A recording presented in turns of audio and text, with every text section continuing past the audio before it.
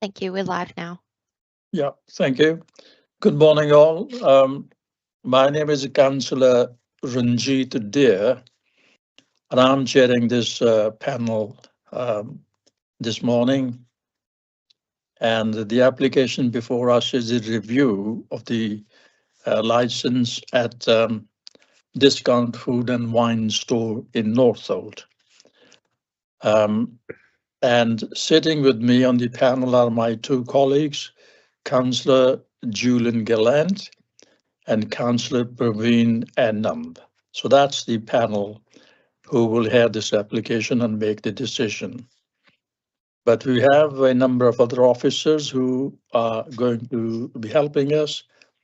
And if I can ask all of you, beginning with the council's license compliance and enforcement officer, followed by the representative from Discount Food and Wine, and our legal advisor, and our Democratic Services Officer, in that order. If you can please introduce yourselves.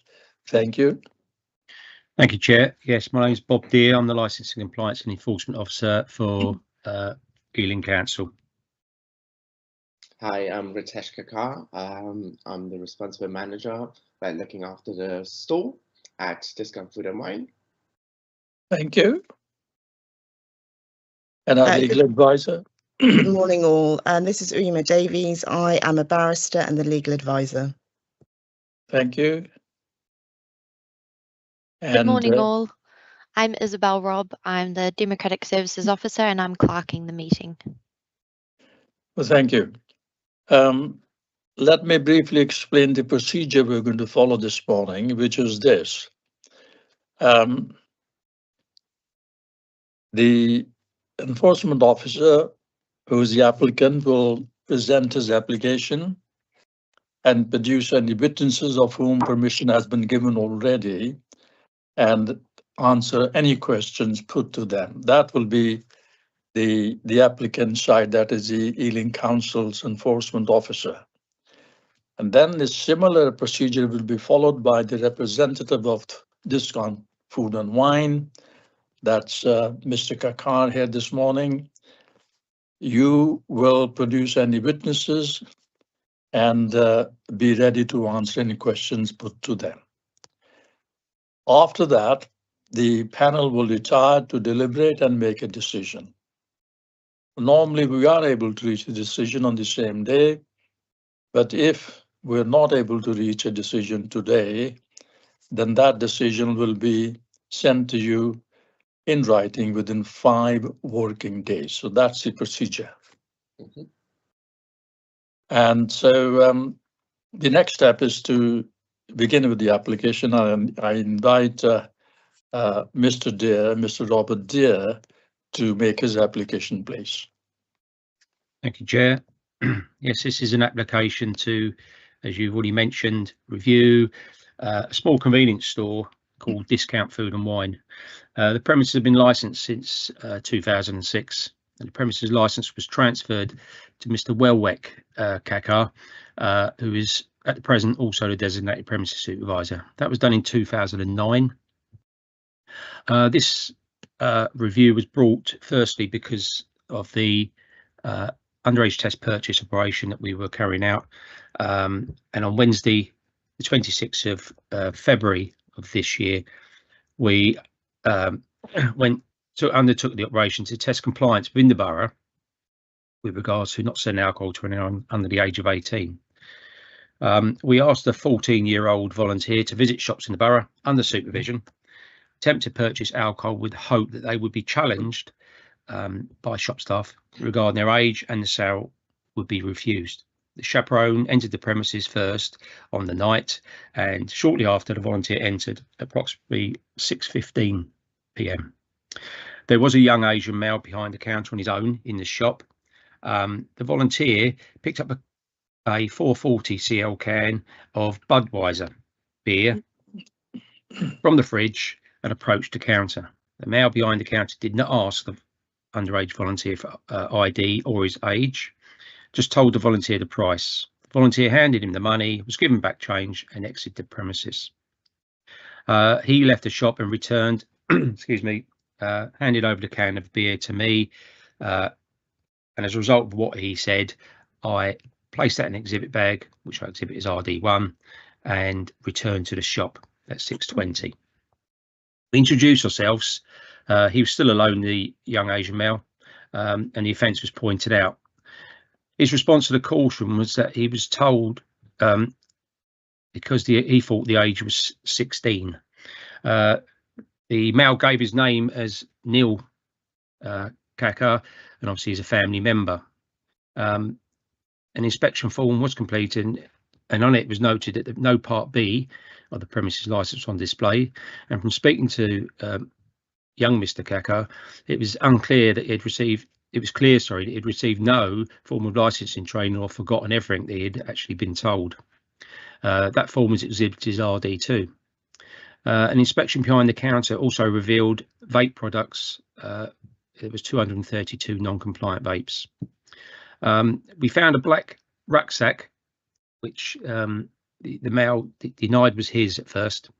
And when the officer looked inside, he found Mr. Kaka's passport. He also noticed a strong smell of cannabis and discovered a cannabis grinder inside. Excuse me. Also in the bag was a packet of non-duty paid cigarettes, which he stated were for his personal use, and he was a smoker. So he was told not to bring the items into licensed premises. A copy of the inspection form was left on the premises and signed for receipt of it. The premises had come to notice us before, and that was way back in November 2020 when I visited, and Mr. Welbeck Kaka, who is his dad, and the premises license holder, and I said before, he is the current DPS at the premises. He became a little bit nervous, and when it was discovered that non-duty paid cigarettes were actually on the floor, and it appeared that he'd been dropping these from his trousers through his pockets. In total, there was 8 packets of non-duty paid cigarettes. These were signed over for destruction. We say that the premises licence holders are failing to promote the licence objectives of the prevention of crime and disorder and protection of children from harm. The volunteer was clearly under the age of 18, was not asked for any ID, and a staff member alone on the premise was not suitably trained. The trade in illegal non-compliant goods damages funding for essential public services and undermines legitimate traders, including small independent shops that serve the local Ealing community. Illicit products come at a cost to the trade. Is known to fund organised crime and other illegal activity that causes real harm. So due to the seriousness and obvious disregard for the law, I would ask that the premises be suspended for a period of between 6 weeks and 3 months, to allow all the staff to be trained, and with refresher training every 12 months. The training is to include age-related products. The designated premises supervisor is to be removed and replaced by a person who's trained to DPS level 2 or 3, and a personal licence holder should be on site during permitted hours for the retail sale of alcohol. Also, the premises to adopt and signage displayed for Challenge 25 and displayed on the fridge, and all alcohol is to be fully priced. I would like just to add as well, Chair, that and committee, that Mr. Rajesh Kaka has been very positive straight away as soon as I met him, actually on the day I served the review, and I know he is actively taking part at this present time, and we've had an email trail, and is, I think he said 90% through the course, which is an online course, due to take the exam hopefully next week, and I'm sure he will pass. So obviously I'll leave the discretion of the suspension up to yourselves, and that's my invitation to you. But as I say, he has been very positive, which is not common, unfortunately, with licensees we've seen before us here at these hearings, which he should be commended for. And obviously, I think it's, should we say, leaving his young brother, he accepts that on the premises at night was a wrong error in his ways. So that is my invitation to you, sirs, and obviously I invite any questions. Yeah, Mr. Kakar, this is your turn, your opportunity to ask any questions to Mr. Robert Deere. Based on questions, being honest with you, thanks, Robert. Thanks for actually detailing it once again. I mean, he actually fully lined up the whole scenario that occurred, which I've seen on the CCTV cameras as well. The only small error that I did mention last time, Rob, to you as well, was the licensing officer that was actually conducting the review, right? He was constantly taking the attention of the little brother, of my little brother that was working there. So asking questions, going from one side to another side, asking questions about the products. And then somehow, obviously, the random individual just ended up coming in. Normally, we are very attention to detail. I mean, I've trained him really well. Touchwood, actually, we've been... Chair, could I just... I'm sorry to interrupt. Could we make that questions, please, at this stage, rather than statements? Oh, sorry. Okay, yeah. Okay. I don't think I've got any specific questions. I mean, I'm fairly aware of the report. Yeah. All right. Well, thank you very much. So you have no questions to ask Mr. Robert Deere? No. On the report, I did kind of actually double check. Most of the stuff was actually as witnessed. No, as Councillor Gallant pointed out, you will have the opportunity to put your side and make a statement later, but at this stage, only questions, please. No, I should be fine. You're fine. Thank you very much. Mr. Deere, have you got any other witnesses to produce? Excuse me. No, Chair, no witnesses. Not necessary in this case, I don't think. Thank you. Well, that's Mr. Robert Deere's application. And so now the focus moves on to you, Mr. Kakar, as the representative of the store. So it's your opportunity. Councillor Allen, you got your hand raised? Yep. Councillor Allen, you raised your hand? Yes, I think Councillor Gallant and I have a question to Mr. Deere, Chair. Oh, I see. I'm sorry that I should have given you the opportunity. I do apologize. Yeah. Well, Councillor Gallant, do you want to go first? Thanks, Chair. Thank you very much. Yes, I've just got a quick question for Mr. Deere. For the action that took place in 2020, and I'm sorry I haven't looked this up. Was there any review, or was there any review undertaken, or any action post that undertaken? Following on from that, do you consider these two instances to be related as part of a pattern, or do you consider them separate transgressions, if you like? The other third question is, if you're looking at the license as it currently is, do you think there should be any other conditions on the license, or do you think it's okay as it is? Mr. Deere? Yes, Chair. Firstly, the incident in November 2020, it was the first time we'd visited the premises and actually found any items. So a first and final warning was given. And because of the small quantity, no further action was needed on that time. I think in that incident, they were probably separate, as I'll call him Dad, Mr. Welweck Kakar, was on his own at that time in the shop. And I'm sure Mr. Rajesh, I'll call him, no problem, sorry, as there's lots of Kakars being mentioned. The mention of his younger brother, who's in the shop in February of this year, I don't even know if he was, how old he was at that stage in 2020. But the conditions on the license are very few and far between, as you've probably seen. If our volunteer had picked up a can of high strength beer over a certain percentage, I would have been asking for another condition to be put on that they can't sell high strength beer. But in fairness, we've never had any complaints about the premises in respect of high strength beer being consumed from there and the patrons causing problems. Okay, that's fine. Thank you very much. That's great. Thank you. Thanks. Thank you. Councillor Hannan.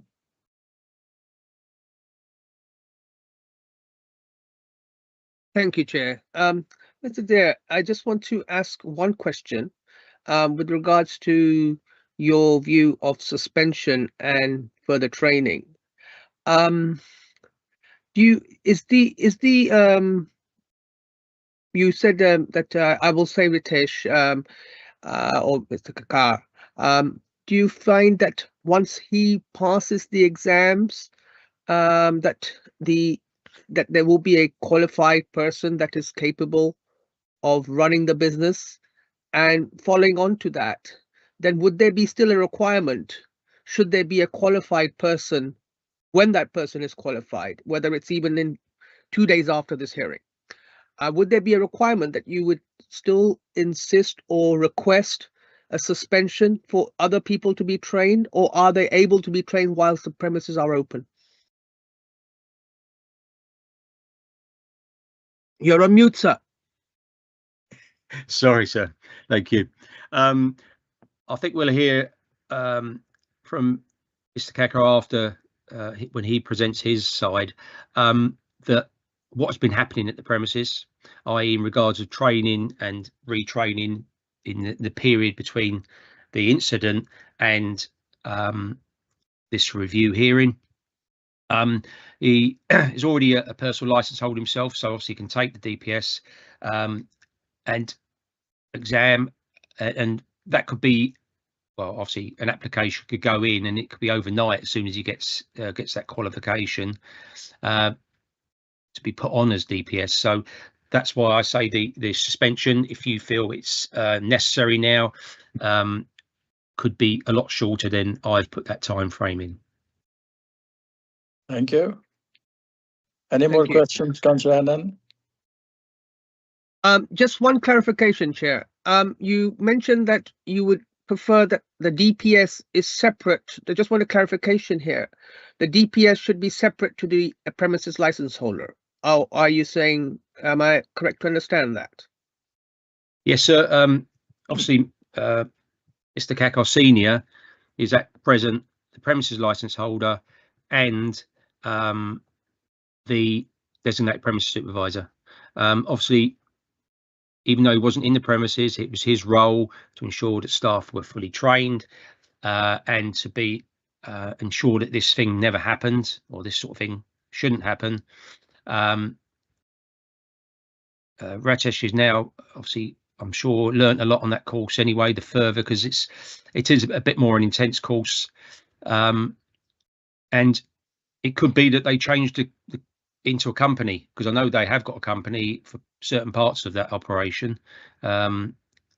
It's totally up to them, sir. Just as long as Mr. Kakar Senior is not the designated premise anymore, as he's failed in his duty in that respect. Thank you, Chair. I have no further questions. Thank you, Mr. Dear. Thank you, sir. Thank you. Mr. Kakar, that's the application made by Mr. Robert Dear, and it's now your opportunity to put your case to the panel. Right. As you know, I'm Ritesh. It's a family store that's being run in our premises. So we've been there roughly about for 15 years, a bit more, I would say, from 2008 onwards. It's been going on from generation to generation. So my dad has got 4 children, 4 sons. So he's been there throughout, whereas my older brother was actually looking after, then I was helping out, then my little brother, then another little brother. So recently, the very youngest brother has started supporting us a little bit, coming once or twice a week. He's fairly been trained really well, actually, to be fair with you, because I've been there throughout the last 15 years, really much providing excellent customer service and, you know, just being very efficient within the local community. The incident that occurred, again, what I wanted to mention was a little bit seen from my side of points, as in very harsh, like quite harsh in that particular circumstance. maybe the officer just wanted to do that particular check, but Neil just provided a lot of customer service to him in particular, and then kept on going with the conversation. Whereas the other person, when he came in, he just came in like he came in actually. The awareness of Neil wasn't actually fully there at that time. Then with him, right? He was just serving. He was still serving the officer, right? So, and then what I felt a little bit unfair is that the officers maintained the communication as the other individual came in. So, you know, the core focus of Neil, my little brother, would have been actually straight away to, you know, just visualize the person and actually question him, right, correctly. I mean, if you see someone that's a little bit more younger, you do questioning accordingly, obviously. That was a scenario where then obviously, like as Bob mentioned, he was then obviously like, he passed the serving at that time. But I do have trained my little brother quite well, to be fair. So again, now, after this incident, I've taken this new personal license certificate course now, where I'm literally about 90% due now. Hopefully this week I should be able to take the exam, the final exam, where I'm very confident, hopefully, to pass it then. What else can I say? Based on the vapes, as you know right now, recently the law has changed where all the vapes were about to be, you know, renewed / had to be taken off from the shelves, and then new ones were granted by obviously the authorities. So those few vapes at that point, we were trying to clear them, but we were just unsure when, because we were given literally July as a date, I think, as a national date, where we thought, okay, cool. That's hopefully when we'll be able to cleanse them off, and then hopefully new stock is going to come in. And unfortunately, at that time, the checkings occurred, right? We still thought that those particular vapes were actually, you know, they should be actually liable to be sold. Yet, obviously, like, because there was no new ones being, you know, generated from the new, like the whole process was something new for everyone, right? And yeah, there was a lot of stock taken away. That was literally about a good £2,000 stock were taken away, 2,000, which I think we could have actually, you know, kept back maybe just for personal use, or, you know, just be able to give it back to the particular places where we got them from, right? But that's occurred now. And yeah, Neil, I'm just being more stricter on him, basically. You know, he's touched wood, he started helping us out because we were low on staff. But yeah, he's been given the best kind of, like, you know, backup now, where I've been taking loads of this particular educational course. So we're just being very aware and yeah, as productive as possible. Thank you. And that is your case. Yes, sir.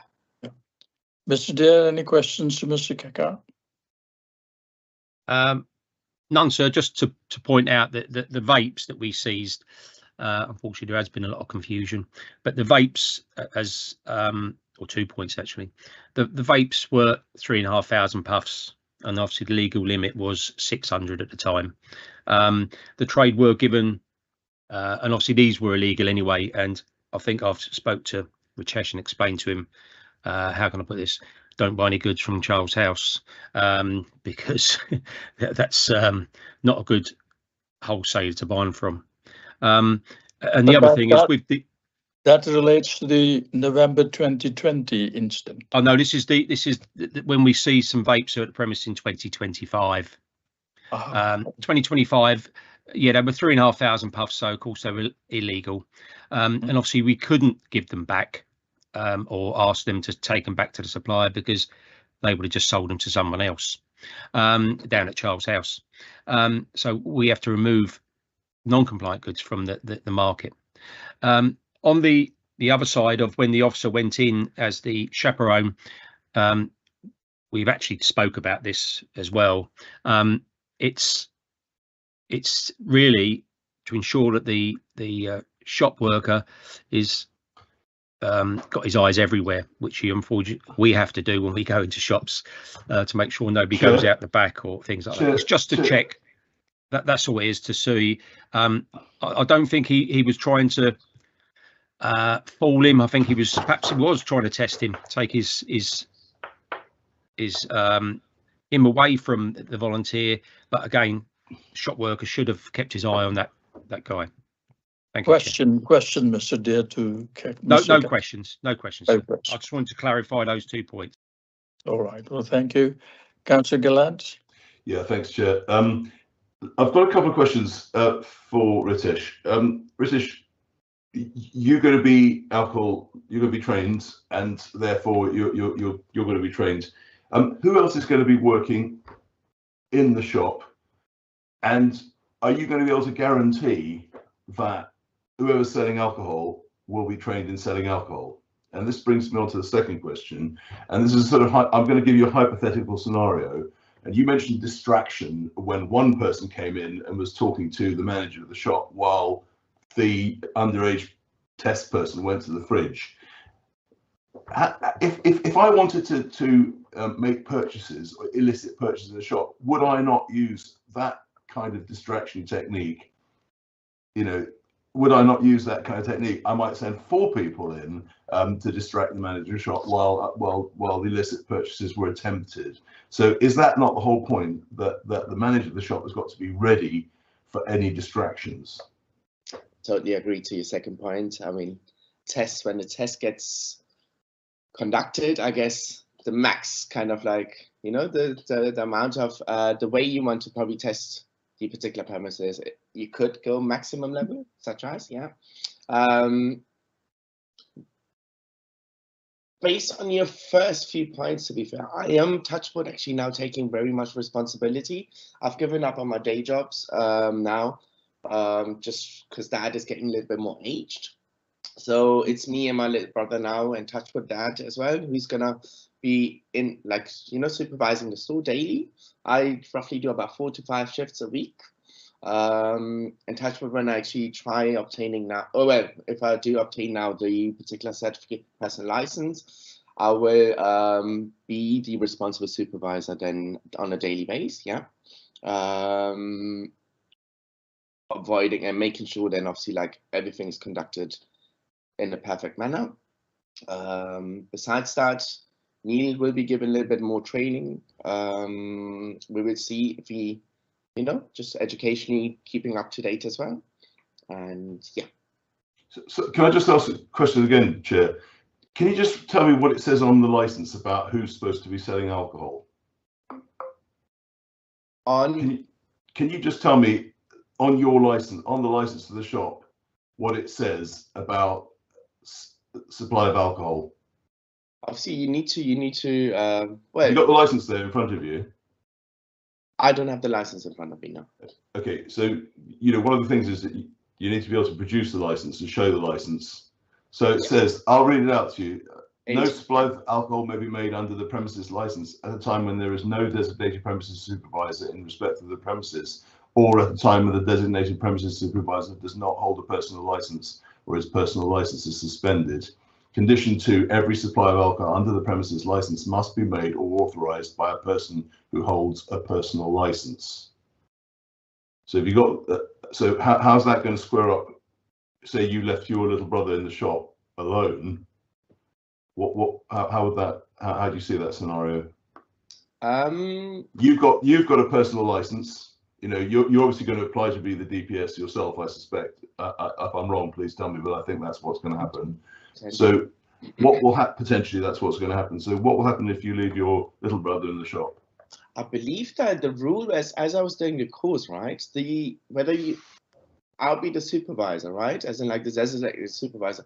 The trained staff they don't necessarily have to have the premises license, as far as I know. There are staff that will be trained by me, but I don't have to be there 24/7. As far as I'm sorry, correct me if I'm wrong, to be fair with you, but that's what I've obtained so far. Okay. I'll be taking the daily duties, yeah.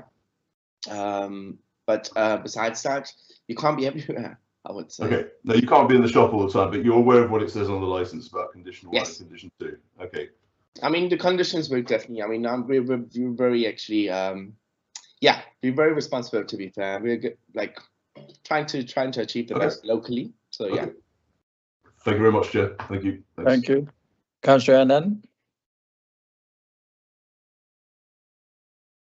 Thank you, Councillor Chair. Anand? Thank you, Chair. Yes, thank you, Ritesh. I have a couple of questions for you, but they will depend on what the answers you give, whether I need to ask those questions. Firstly, I'd like to ask you, what have you learned from doing the course so far that you did not know before? There's loads of aspects, to be fair with you, but on top that have been added on.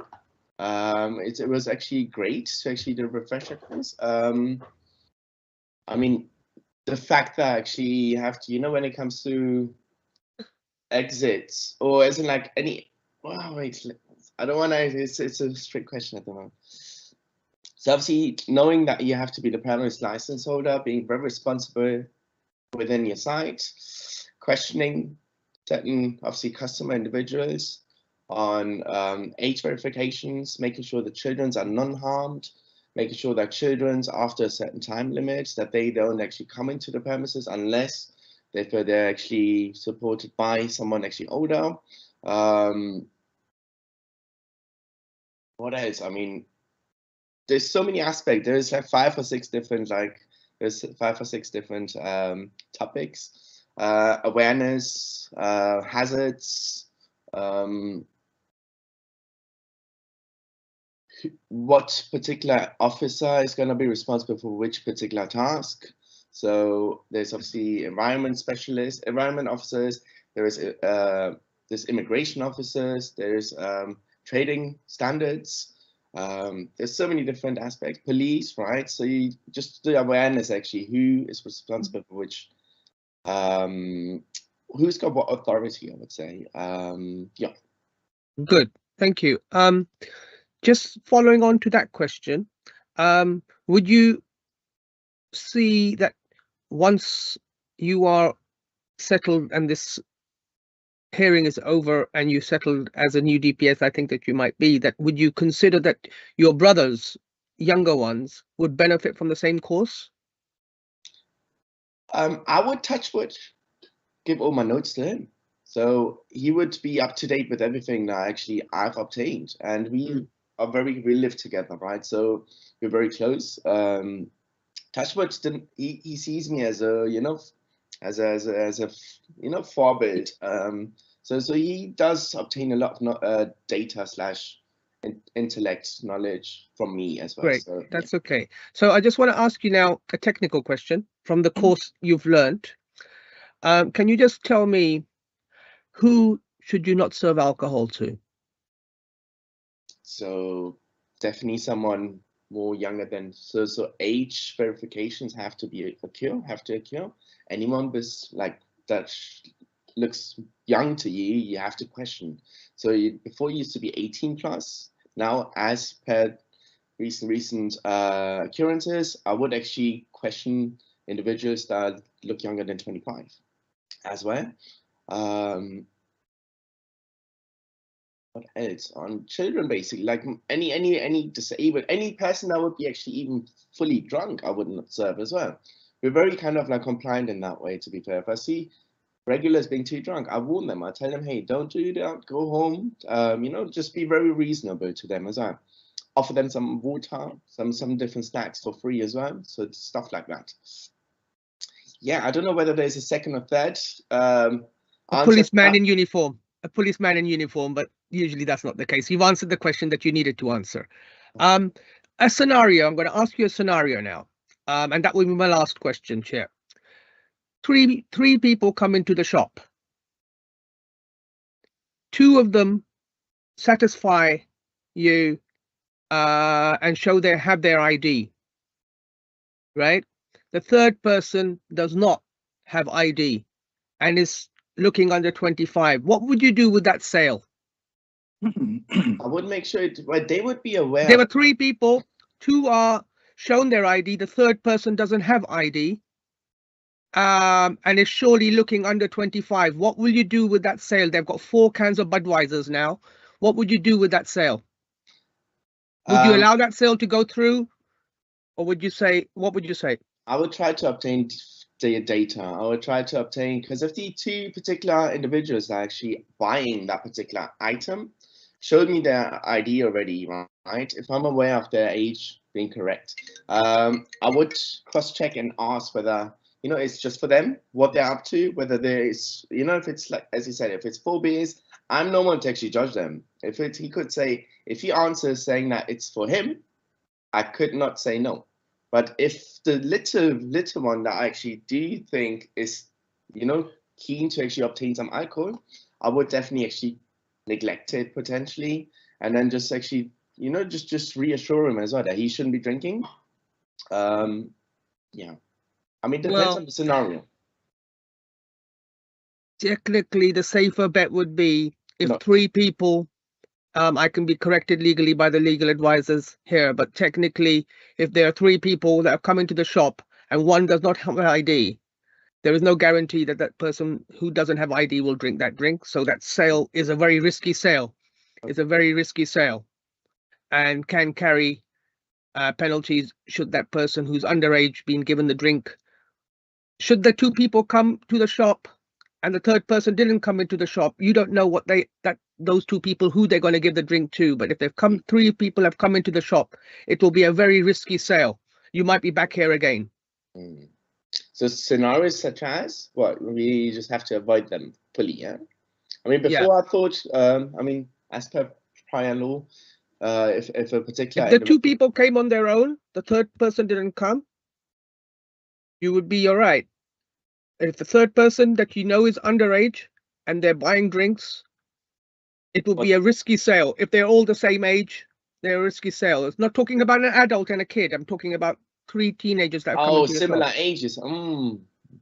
Yeah, then obviously age verification. As if I would think that someone is really young, I would just try to make sure, assure them not Now, to. 2 of them are okay. 1 of them is young. 2 of them have shown their ID. The other one is not showing their ID, but he's saying he's the same age. Indeed, yeah. What would you do with that sale? So it's good. It's a good learning path, as he's saying, that to reject them, to neglect them, right? It would be safer too. It would be safer. Yeah. It's a risky sale. Thank you, Chair. I have no further questions.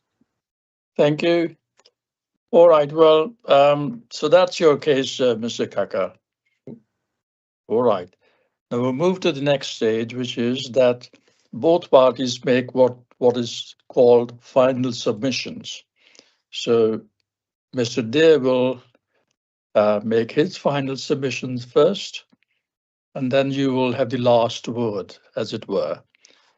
So, Mr. Dear, is there anything else you want to add to what you've already said in terms of bringing to our attention in your final submission? Only, sir, that obviously it will benefit Mr. Kaka, I think, to do his exam ASAP and put an application in to become the new DPS. On the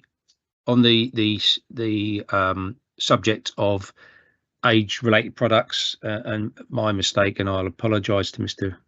Kaka. I will get somebody from Trading Standards to send some documentation about age-related products to him if he hasn't already got them from the course. And also,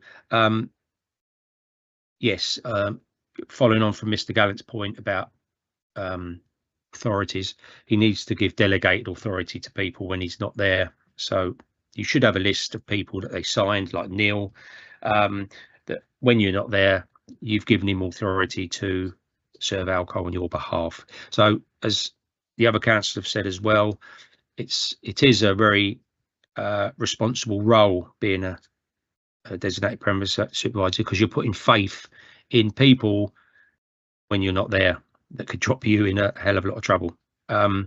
So I've got nothing else to add, Chair.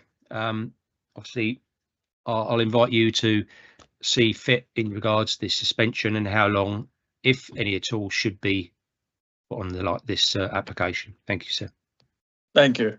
Mr. Kaka, your chance now to say your final word. I hope and this should be something that you haven't mentioned before. It's not a repeat of what you've said. Anything else that you want to add to what you've already said? There's not much that I would like to add, apart of just trying to show you guys that we are very aiming to be very responsible individuals throughout the local community. I've taken on from a family heritage and trying to obtain the best standards that we can. Yeah. Thank you very much. All right. Well, so that concludes the case on both sides. What we're going to do now is to retire to really discuss it amongst ourselves with our legal advisor. And I think that will take some time. It's now 20 to 11. I'm asking my colleagues and the legal advisor, shall we come back at 11:15 so that we have 35 minutes for discussions? Would that be enough? Chair, could I recommend 11:30 just so that any decision can be written up in time? I think that'd be reasonable, wouldn't it? If that's okay. That's fine. Yeah. So we'll reconvene at 11:30. And so we will now go private. But thank you very much for your help this morning. All right, we'll see you at 11:30. Just another Thank you, Chair. question. Thank you, committee. If I can, do I have to actually follow up as well? Do you want me to come back at 11:30 as well? Yeah. Yes, both parties, please. Thank you. See you at 11:30.